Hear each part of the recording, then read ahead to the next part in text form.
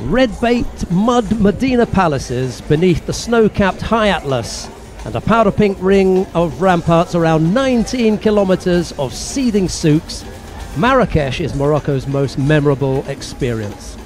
And this is the setting for the World Judo Championships Open category. Today it's the turn of the men, and we're going to begin with this final block, the first of the repechage contests. This features Batulga Temolin of Mongolia. He's up against Ojitani Takeshi of Japan. And with commentary on this and all of this final block, I'm delighted to be sitting alongside former world champion Loretta Cusack-Doyle. Good afternoon, Loretta. Good afternoon, Sheldon. And this we have the repechage medals. So we had no head-to-head, age 28 to 25, so there's very little in it, the same grade.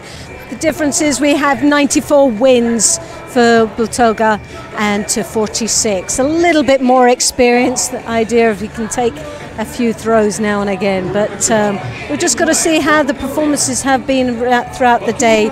There's been some highs and there's been some lows. There's been some real surprises. But we've just got to watch the space now and see how this repechage medal starts.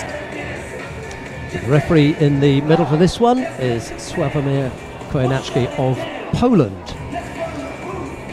Ojitani at times has looked as though he's got something to offer. Batulga looks as though he's just shaded things in the contests that he's been in.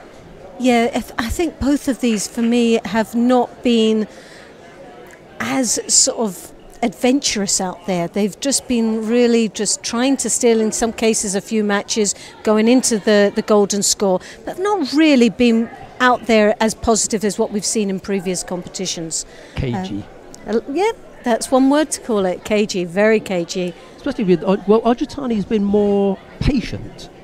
Well, for me, I think I found Ojitani a little bit more disappointing because the expectations is a lot higher. This is someone that can win a Grand Slam in Paris, which is one of the difficult events to win, and also Tokyo being another one. And he's got 2 gold medals under his belt, and just recently. So he's the current champions of those, but his performance doesn't relate the same.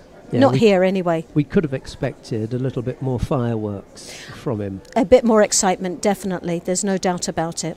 Well, there's still a chance. He's got this, and if he wins this one, then he'll be in the bronze medal match. So we may yet see something of excitement from him. Batulga, as I say, just that little bit cagey. Shaded a couple of contests towards the end and into golden score. But Ojitani came away, for me, in that first part of the day, almost being as the golden score king. Definitely, and for someone like who's got a reputation of being a very strong athlete, and one that we picked out right at the beginning that should have been on that podium, and we're still now not sure whether he will make it or not. Still got a couple of matches to get there. Packed venue, 3 sides of the venue given over to spectators. These are on the right-hand side of that pair there. President of the International Judo Federation. He's got to be pleased with the way that this has turned out. You've got 40 men today. We've got the women tomorrow, but the quality of the judo really has been very, very good. There's been some really exciting matches, and there's some really tough ones for these guys. But what's refreshing, 40 athletes in this men's open. That's, well, I think Teddy Riner, even on his own, just the amount of matches that he's had to get to this semi-final, well, by now he would have had a medal and be going home. There's normally a handful, maybe 2 or 3 matches, and then they're actually in that final. Here, he started off the day. It was an absolute treat for us in this open that Teddy Riner, biggest favourite, led the show, really, and he's been leading it right from the very beginning and into this semi-final. So 4 contests already for the odds-on favourite, and he's still got 2 more to come if he's going to walk away with a medal. Yeah, definitely. No score between Batulga and Ojitani. It's the Japanese Ojitani in the blue judogi who's picked up the 2 penalties. That's nothing new. Nothing new. He's been doing that throughout the day. And but what we do know, when it actually comes to the golden score, within half a minute he's already in there, and he takes the win. So he seems to, like you said earlier on, the golden score king. He gives that kick with a change of gear and just ups the ante a little bit. Normally steals it right at the end. Batolga backed up in that far left-hand corner, looking slightly unattractive. A little Sase Tsurikomiyashi attempt from Ojitani as he moves to the right. But just didn't really have that upper body control, that rotation that he needed.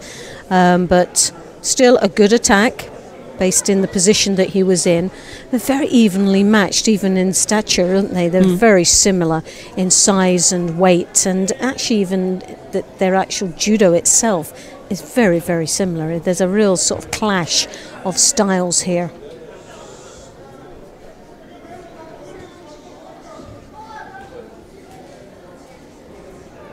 That was a poor effort from Batolga. He just turned away, lost contact. And which was a shame. He had a very, very strong high over-the-top grip. Could have done a lot more with it. That was going nowhere, was it? Poor fella. It's not the easiest thing to have, is to get a grip.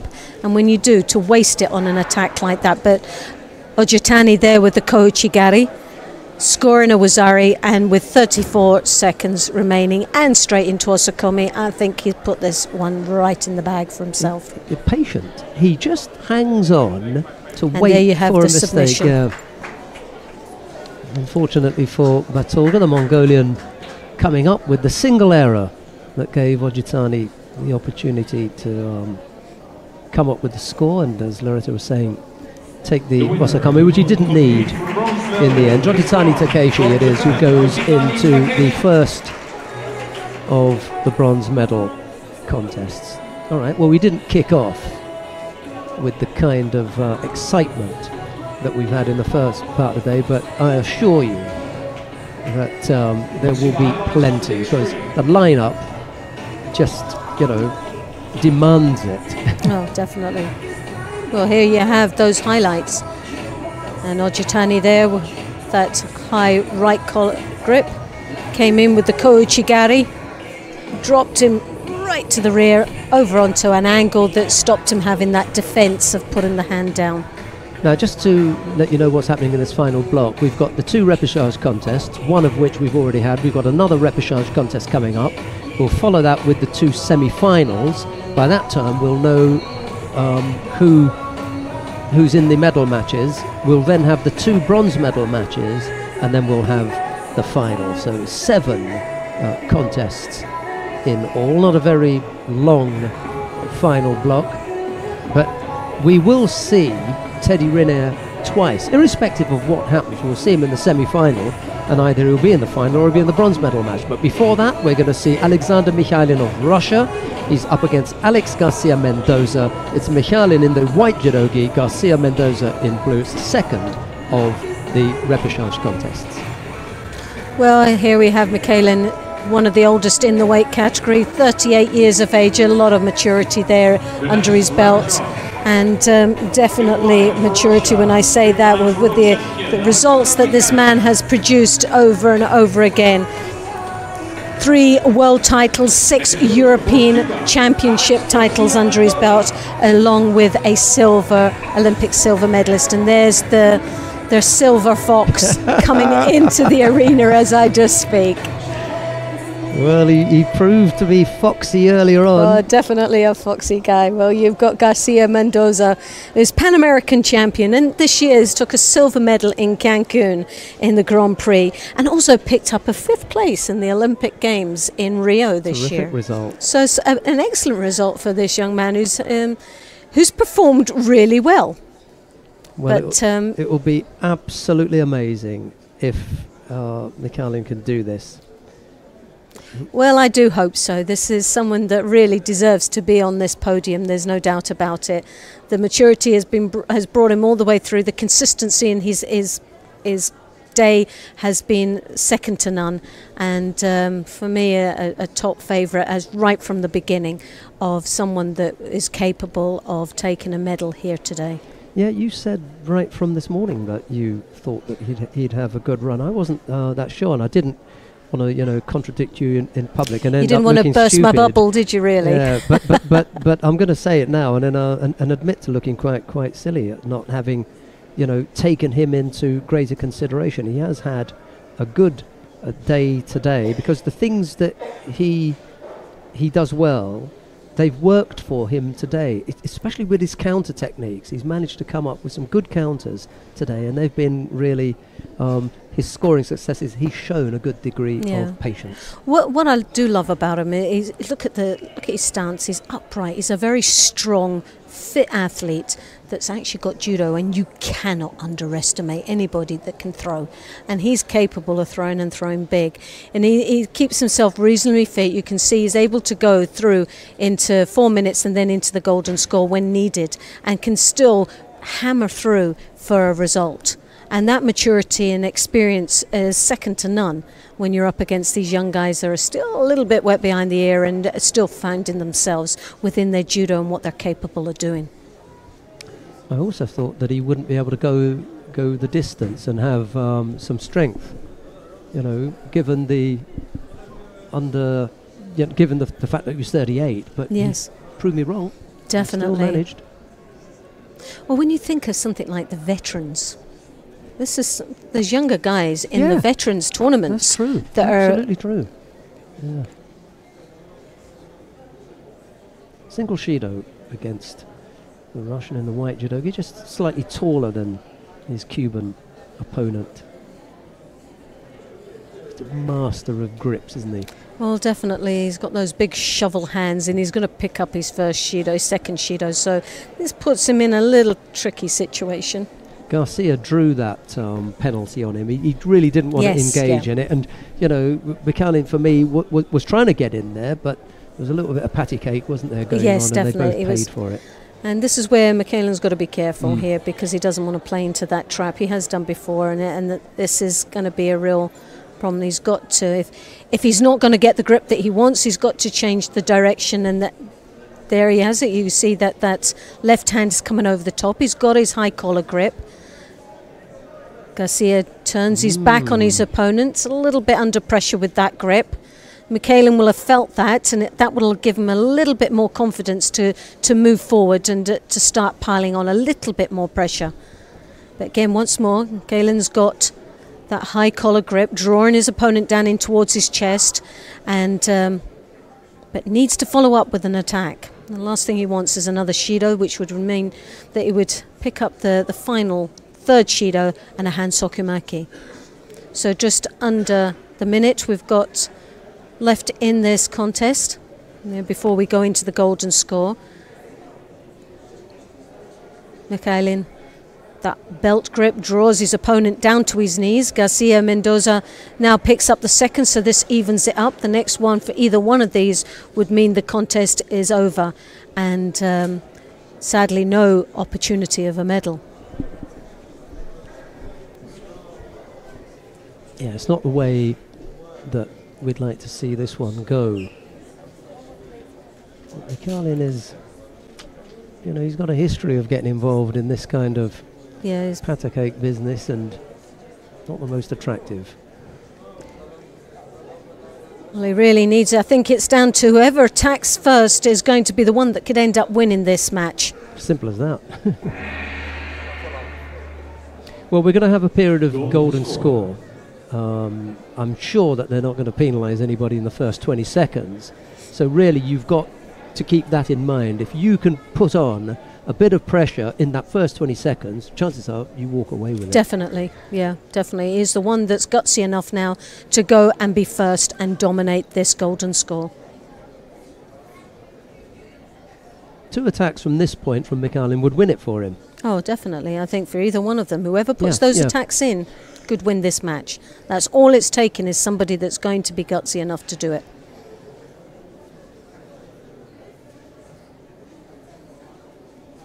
Right, we're up to the 35-40 second mark.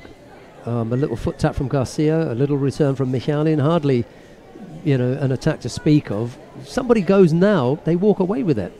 Well, the only thing I could say with Mikhailin, as you can see, he's got that left hand high in the collar. He looks like he's dominating the the direction of this contest a little bit more than Garcia Mendoza.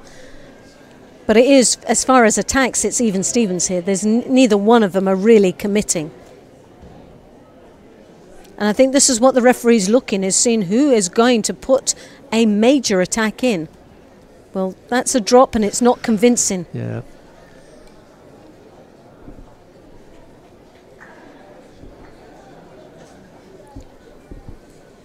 Now, I think if Garcia Mendoza does that once more, I think that could be the finishing for him. He has to be very careful. He's already shown one poor attack. Now, Michaelen coming over the top. Again, Garcia Mendoza dropping to his knees. Just the left. Oh, he just needed the right leg to come over the head then, and that would have been enough. Well, definitely a slow reaction for Michaelen. Maybe in his younger days he could take that arm get off. that leg over a lot quicker.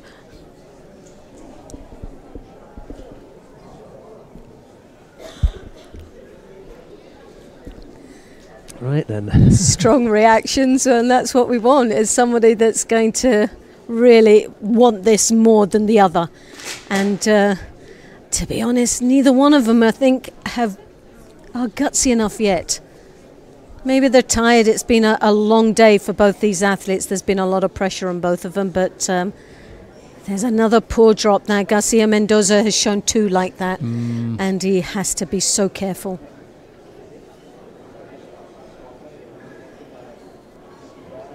One attack from Michaelen really is all that's needed here. Those weren't the best of efforts from Garcia Mendoza.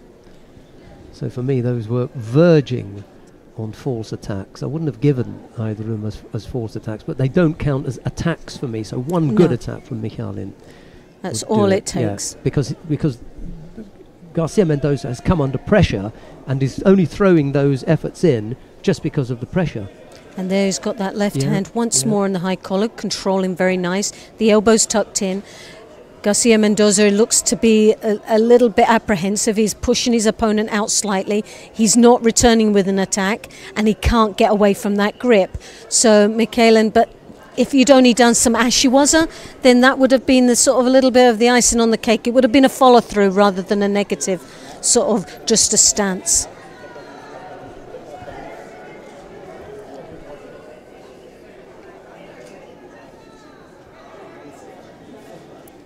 Well, Michaelen looks like he's got a little bit more in the tank at this moment. He's putting a just a slightly bit more pressure on his opponent.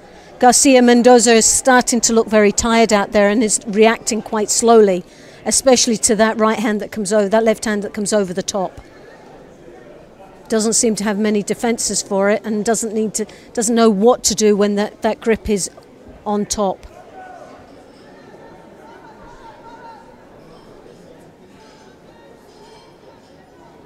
Well, he's cross grip and he needs to do something with it as soon as he gets. The arm is coming over again. Well, this is starting to look desperate out there, and both of them are starting to look very tired. Well, we're already over 4 minutes into golden score. It's a complete second contest that they've had. Again, he's got that left hand, strong controlling. He just needs to use his feet a little bit more. He could really win this on one big attack. He could win it tactically. Yeah. He could just use his feet as well as getting that grip. He's controlling so nicely. It's actually quite frustrating, really. Well, that's been the difficulty in the last few years when watching Michaelen, knowing what he had done in the past and how, where he'd got to now. Just isn't able to reproduce the big throwing techniques that he had in the past. Although once today, he just gave us a flash of it. Yes.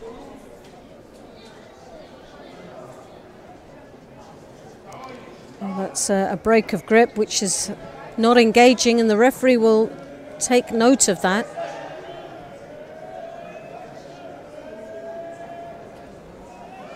An attempt of an Oichigari there from Garcia Mendoza. The Ashiwaza there from Michaelen. He's just breaking the grips off, but he needs to... That's a penalty on its own, just breaking off and not following through.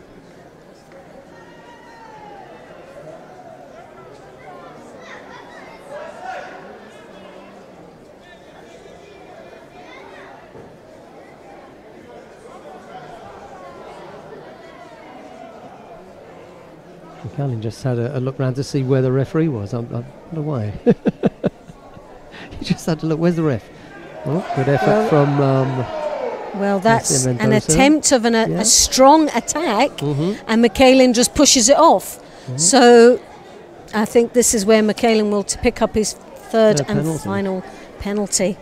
He only needed one, and it was all that Michaelin needed. He just needed to attack once, and he would have taken it. Well, there was nothing wrong with that attack from Garcia Mendoza. Yeah, absolutely. There was nothing wrong. It was strong. His approach for it, he entered in upright. He engaged with him. Block it. Michaelin just blocked it, pushed it away, but didn't follow up with anything. It's a shame when... sorry. Well, he definitely deserved that. There is zero possibility to argue with that when you've had 9.5 minutes to come up with an attack. And the strongest attack came up from Garcia Mendoza. It's not a shake of the head, Alexander. You know, this is your opportunity to take the contest easily if you come up with one big attack. Garcia Mendoza did. That was as simple as it was. Whoever came up with the biggest attack, Loretta and I were sitting here saying that, whoever comes up with the biggest attack now is going to take it. And Michaelin looks very disappointed. He's shaking his head. He draws him to his knees, but was he attacking? No, he wasn't. He had that strong grip drawing him to his knees. Michaelin dominated the grips. Definitely, there's no doubt about it. It definitely dominated. But what sealed his fate was that last one. Last attack, that was it. Well, we've had the two repechage contests. We come now to the first of the semi-finals, and this features by far the big favourite, Teddy Riner, up against the complete and total outsider, Andy Granda of Cuba. It's Riner in the white judogi, Granda in blue, and the referee in the middle for this one is Vasily Smolin Jr. Here is Loretta Cusack-Doyle. Thank you. Right, well, there's not much between them as far as age. 28, Teddy Riner from France, to his opponent, and Granda, who's 25 years of age. Now, Teddy, there's no introduction needed for this man, Olympic champion, world champion, but can he make it this gold medal, his in this World Open Championships? Well, he's been consistent in his performance throughout the day, but Granda, well, for me, he's been, we said at the beginning he was a little bit lucky, but he's had an excellent performance, especially when it came down to the quarterfinals for a place in that semi-final where he was up against Ochitani of Japan. That was a great performance there, and deserving his place here in this semi-final. What on earth must be going through the mind of Granda at the moment, taking on the man mountain of Teddy Riner? Well, you would hope that he's got nothing to lose here and all to gain. That's the thing. And when you go in with that mindset, you can just really upset the odds, can't you, really? And this man has upset the odds quite a few times today already, and defeating some people that we just thought he'd never get past. And here he finds himself in a semi-final against Teddy Riner, but Teddy's looking very positive out there. He's got that right high collar grip. He's got that right hip in front, looking for that uchimata, and looking smugly quite confident out there, really. And they just picked up a penalty for that gripping infringement. He managed to have a strong grip on the sleeve, just pushed that down, kept that held without coming up with an attack, and he picked up the penalty for that. Well, Granda, they're coming in for that uchimata.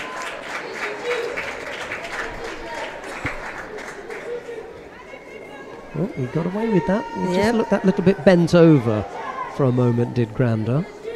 Still remains just on the one penalty. 2:20 odd left to go. Well, Teddy reaches forward to take that sleeve and control that as he throws the right hand over the top once more. Granda comes across to block that. Falling on his face, he's really just blocking it rather. He hasn't really got much to offer from it, but there is a considerable size difference here. Another patient approach from Teddy Riner in this contest. Nothing hurried about the Frenchman at the moment. Stepping off a third Ojigari effort from Granda without batting an eyelid. Again, Teddy's the high collar grip, drawing his opponent down, hooks in for the Ojigari, drives off to the back. With his own Ojigari this time. What for? he wanted a review for that for Wazari. You are joking. Granda picks up a penalty. A second penalty there. And the coach is asked yes, Chamboulet. Yeah. I'm not surprised, given his request for have another look at that. Swalling must have turned to him and said, I'll let you know when I have a look. Frank Chamboulet, he was an outstanding athlete in his time, but that was before they had the care system. He needs to understand how it works. Another flash of a right-sided Oji from Riner. Granda just lifts his left leg to avoid that. He's got that left arm just pushed. He's just pushing onto the hip, and I think he spotted it this time, and I think he will pick up. What a shame. Well, they're asking him to fix the geese, so you always get that sort of sense.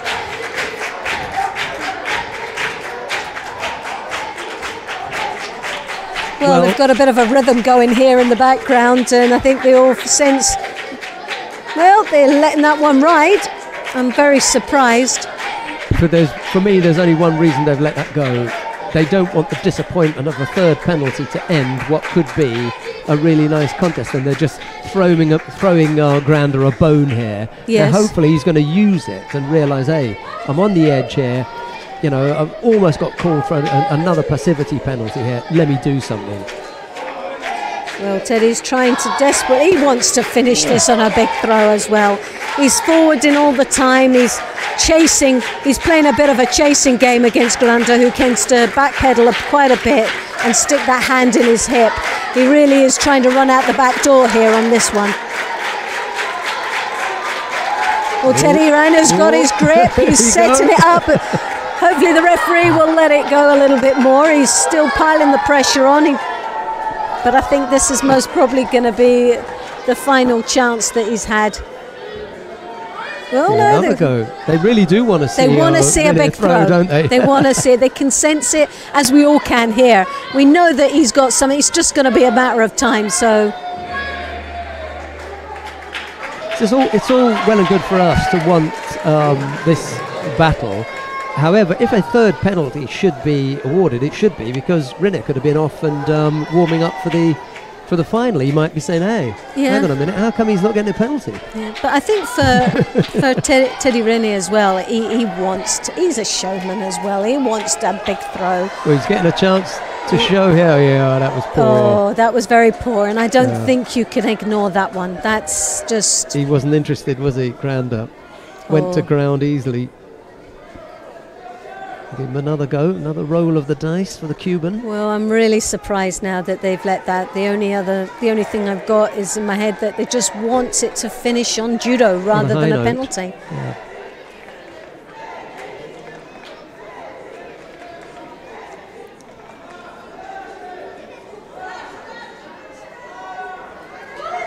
I know Chigari there from Granda.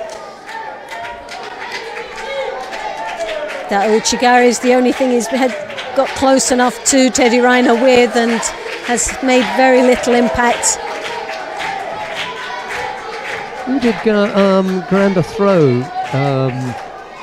in the quarter-final then? Ojitani. He threw him well as well, didn't he? Threw him really well. But I think even the crowd now beginning to say... They're starting to get a little bit weary because... Granda's not offering up a great deal. Almost looking like a spoiler. Yes.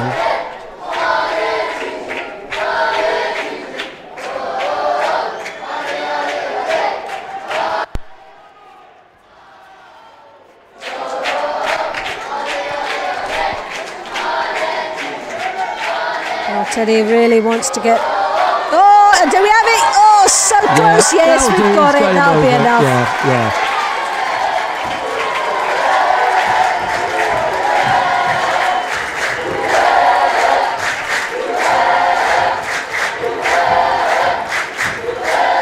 Well, the crowds are delighted with this, and as you can see, the kids at the back there, their heroes got through to that final.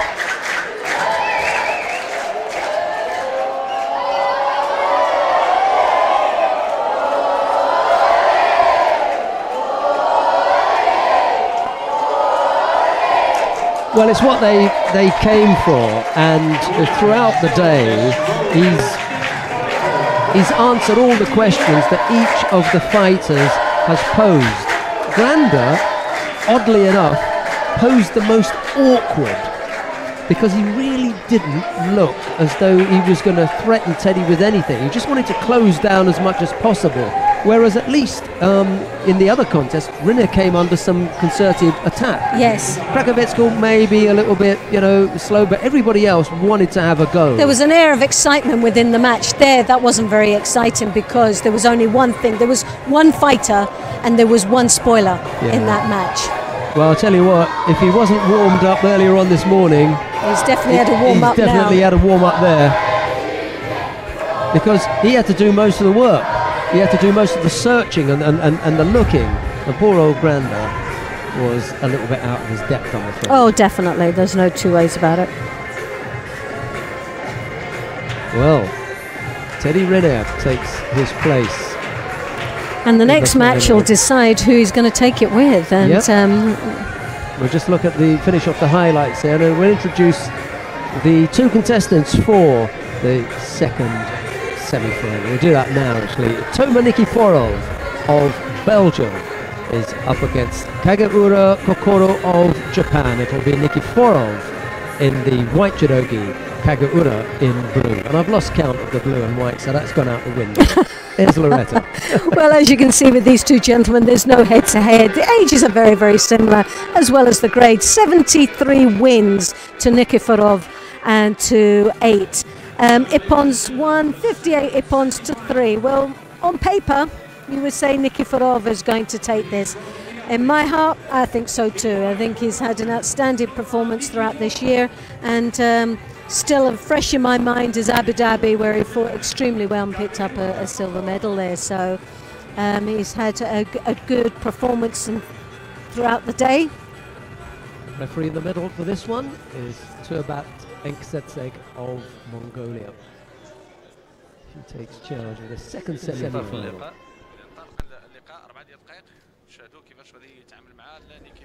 Well, Kageura, well, for me, it's been a little bit flat throughout the day and has relied heavily on the golden scores.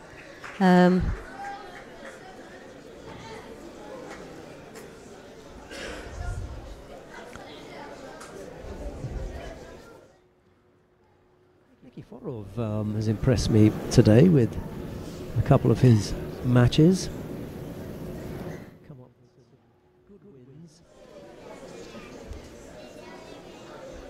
I think what I find that you go into the start of a competition and you can only base what you feel is going to happen on previous results and what athletes are capable of doing. And then when you see someone like Kageura from Japan looking so flat, when this is somebody that can win medals in Grand Slams in Tokyo and Paris and so on, and he's number 2 in the All Japan Championships. This is somebody that can perform and perform well at a very, very high level, but just looked very flat today. And so I sort of base it on that and feeling a little bit sort of shortchanged with him, really. But where Nikiforov, you just think he's a little bit out of his weight, and he's performed to the best of his ability, and he's given a performance, he's given a little air of excitement for us, and it's not always gone his own way either, but he's given us that element that will he do it, will he not? So for me, that's quite exciting, and he has been very exciting of an athlete. And there's the Kosota, and he scores there, and that's got to be a pon. Yes. Amazing. What a day Nikiforov is having. Well, definitely a great win for this man, and a well-deserving place in the final. Well, well, well. The winner in this first World Final for Belgium, Nikiforov. Toma Nikiforov, even forgetting to bow off the map there. He was so excited.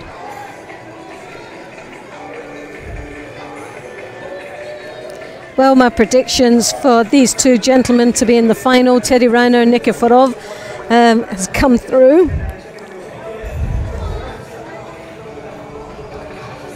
Yeah, the slightly wider shot will give us a better look at this. It's the Ojigari from Kageura. It's weak, taken over by Toma Nikiforov. There's the left Ojigari taken over, and it's all backwards. There will be a 15-minute break now. Afterwards, we will start with the medal contest. Powered over and bang. There's no, just flat on his back. Definitely. Lovely attack there. Well, it looks like we've got a 15-minute break before we start with the medal matches. Okay. Well, in the meantime, one thing that I do want to mention is that next week we're going to be in The Hague for the Grand Prix there. We've also got more judo from the Tokyo Grand Slam in a couple of weeks' time when we go out to that would be amazing. Tokyo. And after that, the last of the IJEF events will be the World Masters in St. Petersburg, Russia. Oh, lovely. So plenty of high quality judo. Well, sadly I won't be with you, but I will be there watching very closely on the internet, because I'm quite sure there are all very exciting competitions coming up and worth watching. And there's some youngsters competing today at the under 23, the European under 23s. Chloe Cowan Vickers is over there taking control of that one. I hope that she's getting on okay. I listened into her yesterday for a bit. She sounded on good form. Right, we've got a break of 15 minutes. We'll be back with you with the 3 medal matches. I'll just tell you quickly. The first of the bronze medal matches will feature Ojitani Takeshi of Japan. He's up against his teammate Kageura Kokoro. It'll be an all-Japan fight, bronze medal contest there. And then the second of the bronze medal contest, an all-Cuba matchup. Alex Garcia Mendoza will be up against Andy Granda. That's just the way it works out sometimes. And then the final, Teddy Riner of France to face Toma Nikiforov of Belgium. From Areta and myself, we'll see you in about 12 minutes time.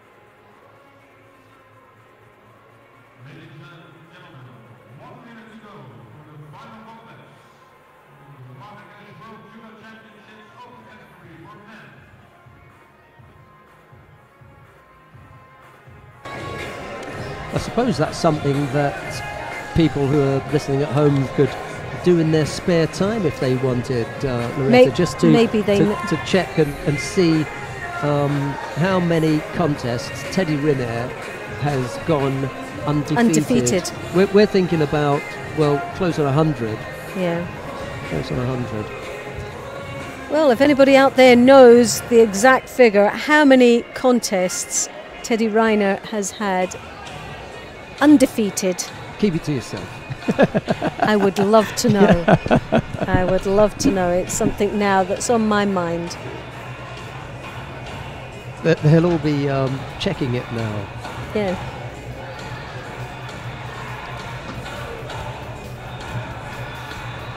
I'm quite sure Teddy Riner knows himself. He's most probably got a tree outside his house that he puts a wee notch on every time he wins a match. That'd be a big tree, or a tall tree. Like one of those bridges where you see them put the locks. The wee padlocks, yeah, I've seen that.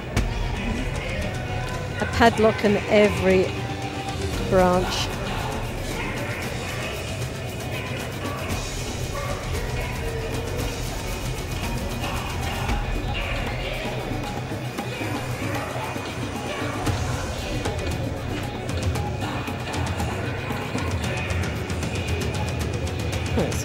Marketplace there. Looks very vibrant, doesn't it? There's a little place. Here we are again for all the medal matches.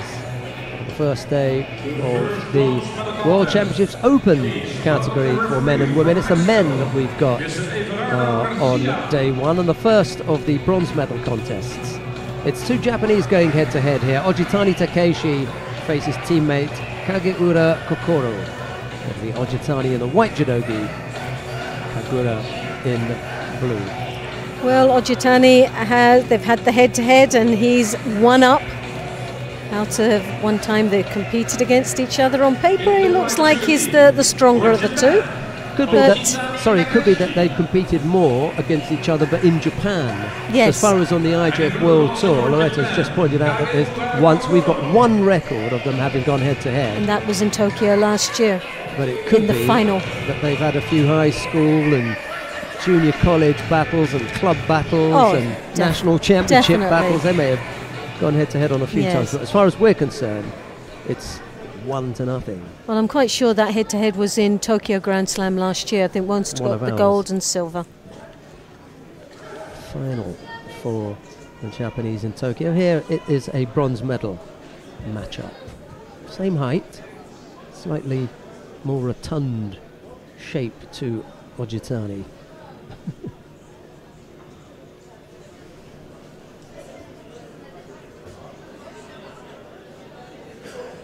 Well, Kagegura again, no real surprises in how he's approached this contest. Again, a little bit flat-footed as he come in, a hand down as you can see, waving it around and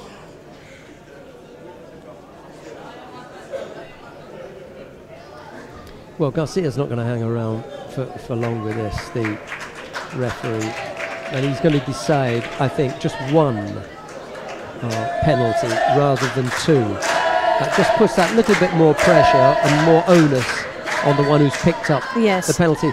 And I go for that, to be honest. For me, it's much easier if you've got the two people who are both passive and everything to really stop and say, okay, which one has really done less than the other, and who was more obvious than the other. Exactly. And Karagura, I think, has definitely been the more obvious one there. As you could see that I pointed out, that hand was down, waving about. He didn't look like he was engaging in the contest at all right in the first 30 seconds. And which, to be honest, based on the performance, it's no big surprise.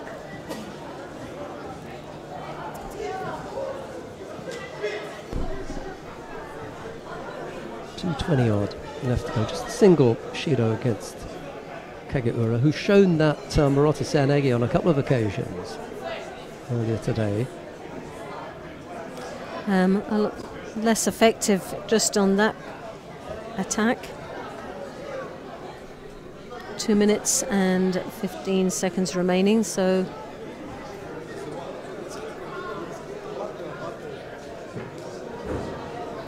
coming up to the halfway mark, and only one Shiro.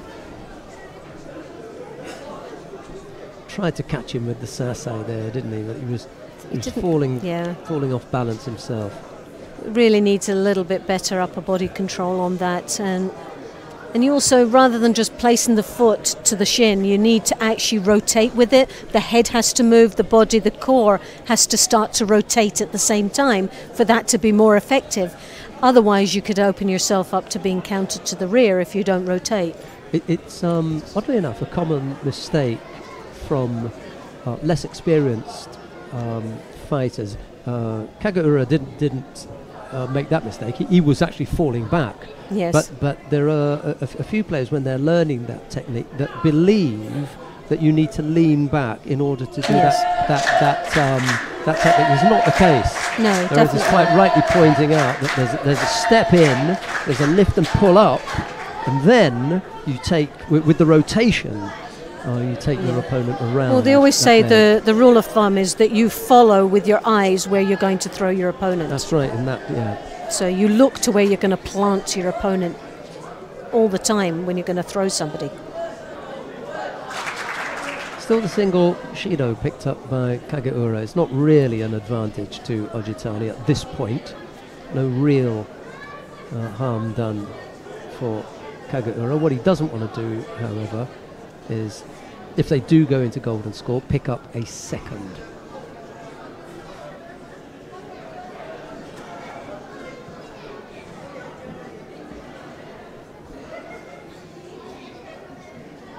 Well, just under half a minute remaining now in this contest, and it's looking more and more like this will go to golden score.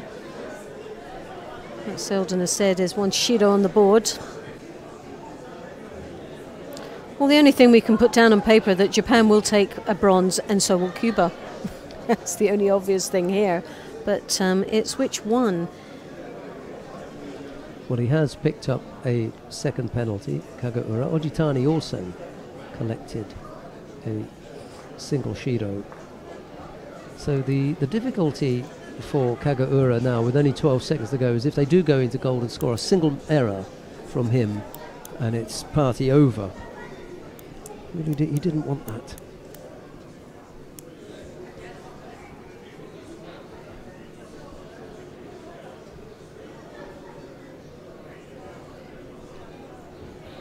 He's also just got a little bump to the nose, which just bled a little bit, so he went to have that stopped. Now that they've managed to stop that, we're back underway. So seconds remaining. Oh, this through to Siotoshi there. Nice attack. Ojitani, he almost had it, but just fell to his knees, lost that little drive at the end. But nevertheless, a good opening straight off the beginning of the contest.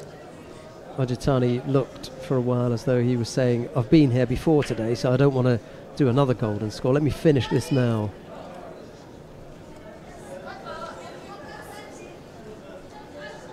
Didn't quite complete, however, so we're already 20 seconds into the golden score period. It's Kageura who attacks left-sided there with that little Murata Seanagi, but it's ineffective. Well, a very poor attack there. Ojitani has a very strong right hand grip over the top, throws that right hand over, controls quite nicely, but doesn't really follow through with anything. And there's another drop, but not convincing. Not sure which one of the fighters the youngsters are cheering for, but what I've seen them doing is deciding at the beginning of the contest who it is that they're going to cheer for, and just cheer for that person. It's great. They've invariably picked Rinair. Oh, definitely. They've adopted. Goes without saying, yeah. I think the two favourites here was Rene and Iliadis. They were all over Iliadis. And rightly so. Iliadis has been He's been an absolute superstar to these kids while he's been here. And he went up there to high five and everything with them. So a false attack from Kageura has him picking up his third penalty. So tap on the shoulder from Ojitani Takeshi to his teammate, but it's Ojitani who takes the first of the bronze medals. And we expected a very tight and close battle between the two Japanese, and I suspect that we're going to get the same with the Cubans. Maybe that will surprise us. Granda may come up with something. Let's take a quick look at some of the highlights here that we've been able to unearth from that contest, and then we'll be back with the second of the bronze medal contests.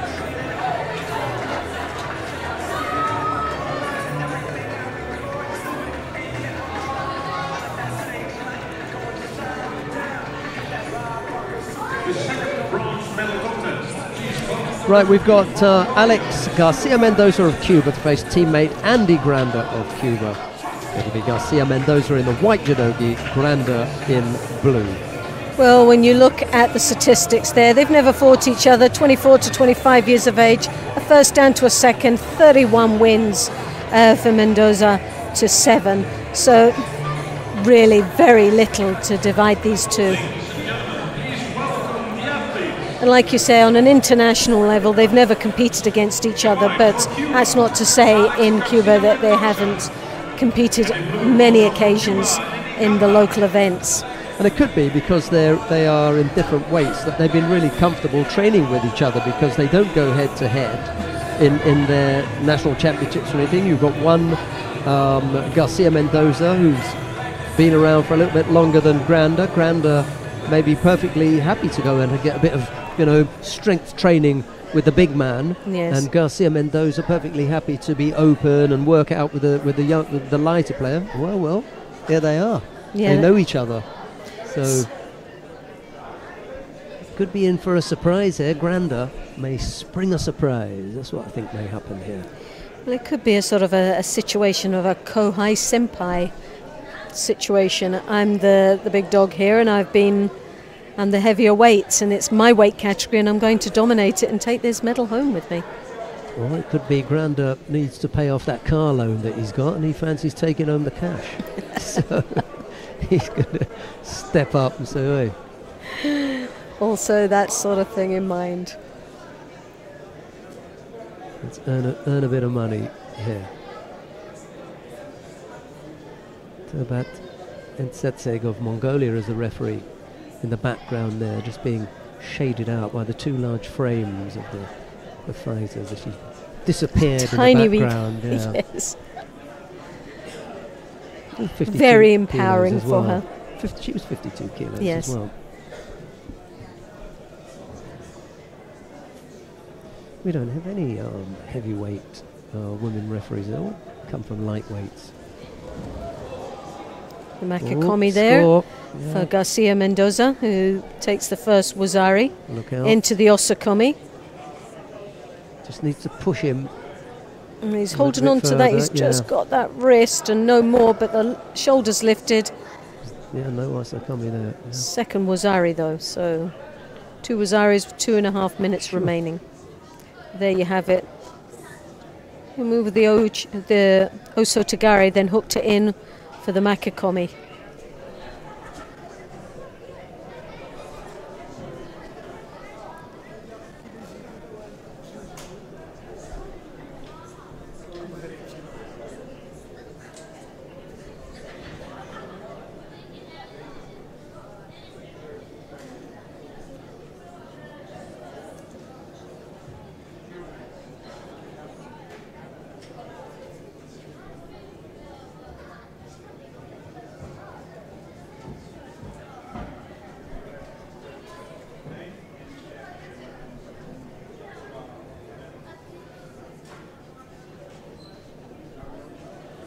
Well, again, the Osotagari there from Grande this time.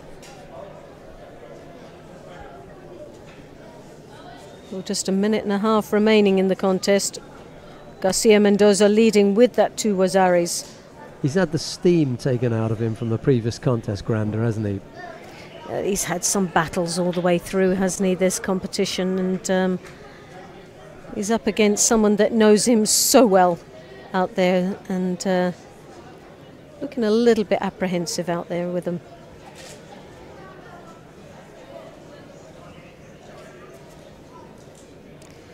Looking slightly flat-footed out against Garcia Mendoza. Doesn't seem to be able to move him as well as he has moved the bigger athletes in the previous matches. He's got a nice high collar grip there though. The Ouchigari there for Garcia Mendoza. Didn't get in deep enough and couldn't change the direction. I just feel that the semi-final with Teddy Riner just took it out of him. That was a lot, definitely. Yeah. And now to come back and fight your teammate, he just proved that a little bit too much. He does get himself into a good position with the top half, but he's not low enough. He doesn't get below his opponent's centre of gravity there. He can't unsettle him. Can't get to break his balance. 20-odd seconds left to go. 2 scores for Garcia Mendoza. He looks in the driving seat now. It's also very difficult for those that get to the semi-final and lose out. It really takes them a lot to pick themselves back up after the disappointment of not getting into the final, which guarantees them a medal straight away. Whereas somebody that fights their way through the repechage is already on that winning streak and on that winning edge to then go into this bronze medal final. And well, I think this is where we most probably have this situation. That's what happened with Garcia Mendoza. He won his repechage contest and then went on to win the bronze medal contest. Ojitani Takeshi won his repechage contest and then went on to win the bronze medal. So both of the repechage contest winners were on a winning streak, whereas the other two were on the back end of losing contests, and they both fell. So it is Garcia Mendoza who comes away with the second of the bronze medal. Cuba and Japan end up taking the bronze medals. Let's have a look at the highlights that will set us up nicely for the final.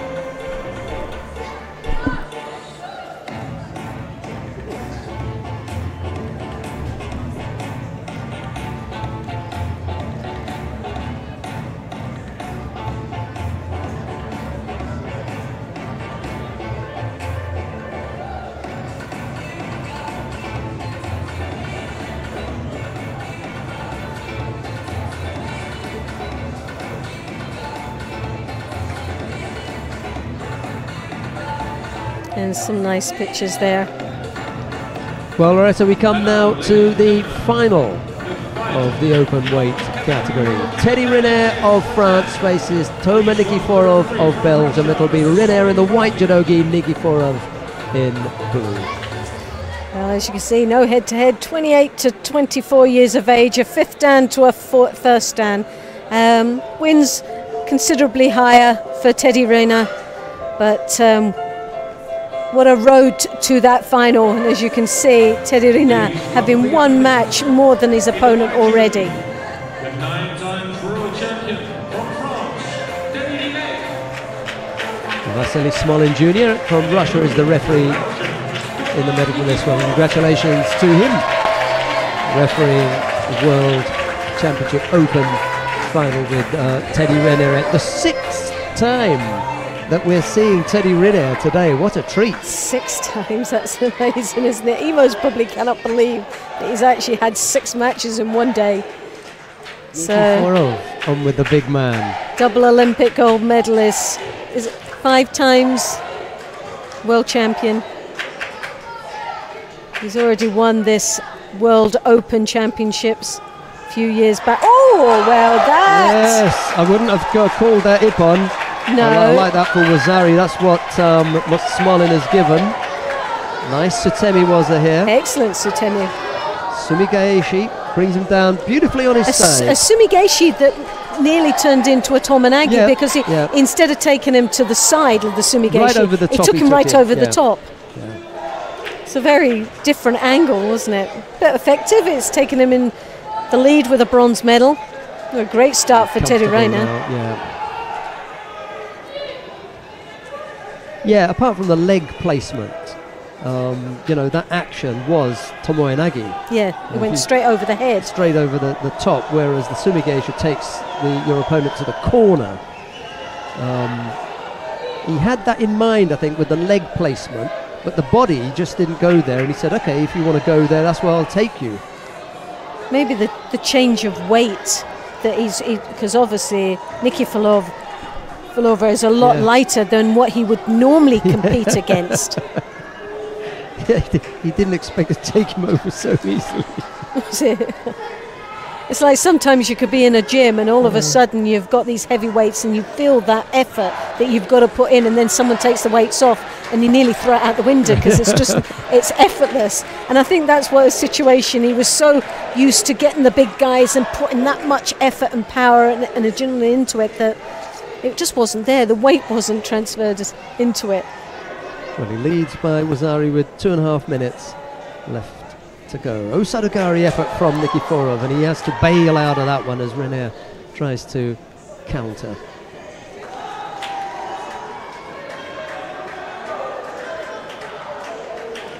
Yeah, well, actually ends up looking like a missed double-footed Tomoe-nagi in the end. Well, I think when it came over to do the Sumigeshi, he had the hand on the belt, but as he dropped his weight down, that hand, the belt grip, was more powerful than the direction grip that he had. Correct, yeah. Goes over again. Another effort from Nikiforov that's turned against him, and he comes down on his side. Well, he comes in for that Osadogari, but look how he leaves that shoulder wide open for the counter. He leaves it behind. Yeah, the ability that Nikiforov has as a 100-kilo player, he's just getting rolled around here. Yeah, there's a coach Gary there as well. But the ability that Nikiforov has as a 100-kilo fighter to step in, stop for a second, and then throw his 100-kilo opponents isn't happening here, because when he steps in, brick wall, and you go back the other way. He hasn't been able to have that second step, because when he gets in, Renier's waiting for him and able to counter. Well, as you can see, Rennie there with that right high collar grip again, it controls quite nicely Nikiforov. And when you turn around and say about, obviously, Nikiforov not so used to hitting someone of his own weight and not getting the same reaction, it's like hitting the brick wall. But then on the other side you've got Teddy Rayner that's throwing in attacks like that Sumigeish, and because he's so light, he's getting a different reaction completely, and he's overpowered and lacks the actual directing hand. A little bit like the complete overthrow that he had earlier on, that massive Haragoshi that he came up with. Can't remember who it was that he overthrew. They just seem to be flying through the air and at such a speed that he can't control it and bring it back. With the Uchimata, and very, very close. Well, Nikiforov looks up as though that was my chance. If I'd only been able to turn him there. Because it was failed Uchimata effort, and the failed Uchimata normally results in some kind of counter from your opponent. That time Nikiforov couldn't bring it off. 40-odd seconds left to go. 2 scores against the Belgium. Renier now looking all over his man. Well, he's just dragging him all over the place now, isn't he? Half a minute remaining, and he's just all arms and legs all over him.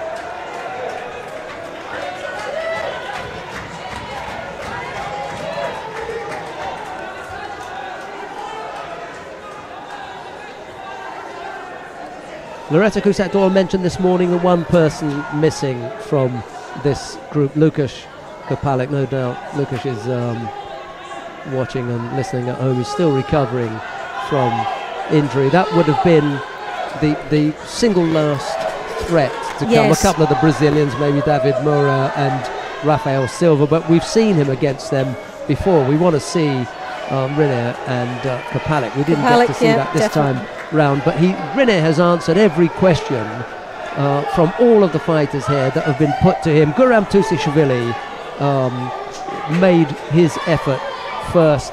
Riner answered that one. Even Luri Krakovetsko gave Riner a little bit of a warm-up earlier on, but really never threatened. Thereafter, it was Faisal Jabala of Tunisia. He went the same way. Baturga Tamoylin of Mongolia. In the semi-final, Riner was again on top of form as he beat Granda, and here now in the final he overcomes Toma Nikiforov, and that's not just hands being held up, that's 10 out of 10 that Riner is holding up. Here's Loretta Kusakdor. Well, that display out there just says it all. It's been a real tough battle for him. He's been challenged a couple of times. He's been under the pressure. Everybody, the expectations have been on him all the way along for him to get to this pinnacle moment of becoming the World Open champion. And looking very, very pleased with himself indeed. I think Loretta has mentioned a couple of times that the intense pressure that someone like Teddy Riner must be under because of the spotlight that he is always in. And there must be an incredible release of tension when he's finally able to say, I've done it. You asked me to answer that question and I've done it. I wonder if we'll catch Mr. Riner Daddy when he's walking past. Maybe he'll come and say hello to us. But he's gone up in there to celebrate with family and friends. Why not? There's Mum coming to give him another hug this time, not a slap on the head that she gave him earlier on. Yes, that was hilarious. That was first match out, and he gets a slap to wake him up. Well, that's what mummies are for, aren't they? And it's nice scenes there, as you can see him sort of thanking all those that have been there supporting him all the way. Yeah, he came out with a terrific support group. Why wouldn't you, as you know, world #1, double Olympic champion, 10 times now, 10 times world champion. If you add in all the open weight titles with the plus 100 kilo category titles, there's no doubt about it now that he is the greatest champion competitive judo has ever seen, and he's moving away from just being numbers great, but with a performance like that, the questions about is he really the greatest and everything, he answers every time when he's asked about the best heavyweights that all the countries can offer up. Ukraine, Russia, other French fighters, you name it. He beats them all. Well, there's some wonderful scenes there as he goes to his fans, and all the high fives and the celebrations have already started here now. It's going to take a while for him to get to the podium because there's such a crush there. Everybody's looking at Teddy. I just want to grab Dad if we can.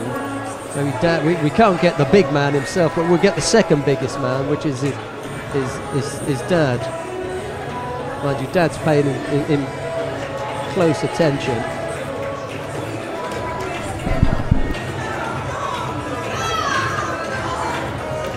Well, as Sheldon goes along to try and find the Dad, the scenes here are amazing, and the celebrations have already started here. The hugs and the emotions are all flying.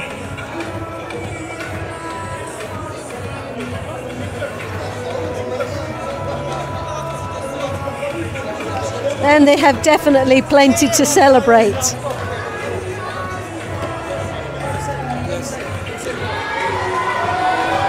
And we're having now, coming up very quickly, Mr. Teddy Riner's father. Right, we're lucky to have Mr. Riner with us. Every time they ask your son the question, are you the best? Come and fight the best. He comes with the answer, and today he did. Non, mais c'était un très beau championnat. Il a fait le travail qu'il fallait. Bon, c'était le 10e titre. Il a très bien 10th joué. time, he was Yes. working hard, yeah? Ok. Yeah. Et puis, bon, il a fait ce qu'il fallait faire et puis c'était très bien. Il a très bien joué. Puis il y avait des partenaires de taille, donc il a su bien les gérer. Et puis la finale, voilà, hein, Yeah. ça donne ce que ça donne. From the first fight to the last, 6 times, because normally maybe 3 or 4 fights, but today 6 fights, Yes. and he came every time with the good situation. But he's a good champion. Yeah, lovely. Yeah. We are happy and getting better all Yes. the time. Yes. Not just anything. Every time that there is a new fighter, he comes with the answer for him. C'est-à-dire qu'il a commencé un petit peu tout doucement et puis c'est monté en pression, quoi. What about the Non, injuries? Small just, injury? Just une blessure. Just Une the petite fingers? blessure. Oh, okay, Okay, yeah. donc. Okay, Okay. we don't keep you from Thank the you. celebration. Okay. Champagne tonight? Yes.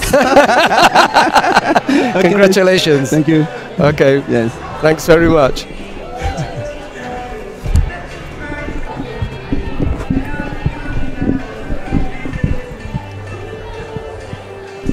Well, Right, what a that's gentleman. nice, isn't it? Lovely. Absolutely lovely. It was Right, my apologies for a lack of translation as far as the French is concerned, but my schoolboy French just wouldn't cut it, would it?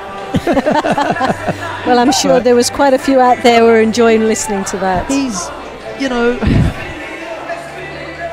I keep coming back to this point about in judo, you are asked a question every time you step on the mat, and you face, you know, different questions, but you are going to be asked one.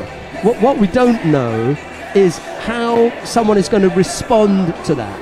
And even Teddy doesn't know that, but he prepares himself as best as possible for Guram Tusishvili, Luri Krakovetskil, Faisal Jabala, Toma Nikiforov, who's never fought before. Yes. All of these things are different questions that are being asked of him. Can he answer them? The only way that we can say yes is if he wins, and he wins convincingly. I don't think there was a single contest today. And Granda, although Granda offered him something that was really unusual, tiny opponent who he'd never fought before and was really, really awkward, maybe 2 attacks in the whole contest, he and ended up taking the distance. Every time he was, you know, a question was posed, he came up with a positive answer that ended up with him winning, and it's by winning that you know, Yes. I've covered that one. I've done Exactly, and that's all we can judge him on, is how he performs on that day, and we'll be seeing him very shortly on that podium, receiving that gold medal that rightly is his and is deserved and worked very, very hard for. And we're not done, because we've got the Masters at the end of the year. I mean, a blister. He was talking about a blister on the fingers and that little bit of strapping. So he hasn't got a damaged wrist or hand. He's just got a blister. Are we going to see him in St. Petersburg? I wonder. I mean, you know, he'll have to face 2 or 3 or 4 Russians out there. Do you see a problem? At the moment, I don't see anybody. No, I don't see it. troubling Not him. at the moment. Not for this year, possibly not even next year. But I think someone there is going to be that little bit stronger, a little bit wiser, and a little bit more experience coming closer to Tokyo 20. Can he sustain that level? Well, we've just got to wait and see, really, haven't we? I think it will be a collective. Today was the first time that we saw him with a collective contest. And by collective, I mean, I think it's going to take 6 people to beat him. It's the 6 people in the right order that's going to trouble Teddy Riner, because he had a rest against Grandi and a warm up against Krakovitsky, with the greatest of respect to the Kyrgyz man. Unless you get, you know, all the top ones, one after the other. Let's just do the awarding ceremony. First of the bronze medals goes to Alex Garcia Mendoza of Cuba and to Ojitani Takeshi of Japan. Those are the 2 bronze medalists. Toma Nikiforov is the silver medalist. He can be absolutely chuffed at being on that podium. He's the only under 100 kilo category fighter to have made it to that podium. The others are all genuine heavyweights. Silver medal goes to Toma Nikiforov, absolutely top draw performance, but the gold medal goes to Teddy Riner of France. Not for the first time have we been able to say that, or had to say it. And on the last two occasions that I've said it, I've actually felt proud to have watched him, and proud that he's put in a performance that he should be proud of. He really is beginning to look more than just, you know, the figures that say you've won a lot of titles. He's winning against people who are now beginning to think that I might have a chance against him. Yeah. And when they do step out on the mat and they have a little dig, he just goes into another gear, over they go. Unscored on. He was not scored on in 6 contests today. Really, that is an impressive performance. Well, he's definitely got something to smile at. Under the big pressure. Ladies and gentlemen, please rise for the Now, the national anthem of France.